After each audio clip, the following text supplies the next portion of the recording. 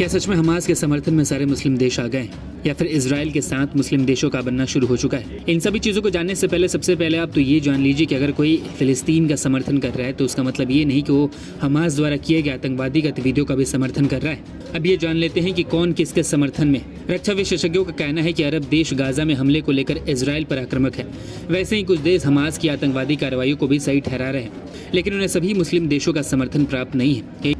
यही कारण है कि अभी तक सिर्फ दर्जन भर देश ही खुलकर सामने आए, जबकि करीब 50 से ज्यादा मुस्लिम देश हैं, जिनमें 22 अरब लीग में शामिल हैं। यह दर्शाता है कि इस मुद्दे पर अरब और मुस्लिम देश बटे हुए हैं। इसलिए इस बात का आसार बहुत कम है कि इजराइल और अरब देश के बीच किसी प्रकार का टकराव आने वाले दिनों में देखने को मिल सकता है।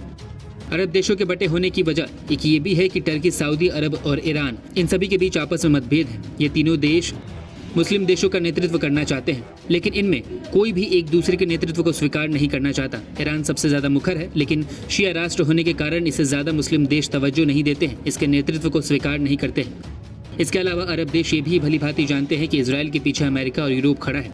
भारत ने भी आतंकी कार्रवाई का विरोध किया है। पूर्व में भी इजराइल अरब संघर्ष में अमेरिका की मदद के चलते इजराइल उन पर भारी पड़ा था। इसीलिए विशेषज्ञों के अनुसार ईरान, जॉर्डन, लेबनान और मिस्र, ये 4 देश सबसे ज्यादा इजराइल के खिलाफ मुखर है। ये जानते हैं कि यदि वे खुलकर हमास के समर्थन में उतरेंगे तो उनका भी हश्र हमास जैसा ही होगा।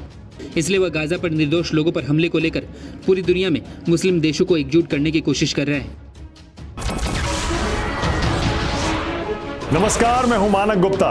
अगर आपको हमारा ये वीडियो पसंद आया हो तो इसे लाइक और शेयर जरूर करें, और हाँ, हमें सब्सक्राइब और फॉलो करना ना भूलें ताकि आप देश और दुनिया की कोई खबर मिस ना करें।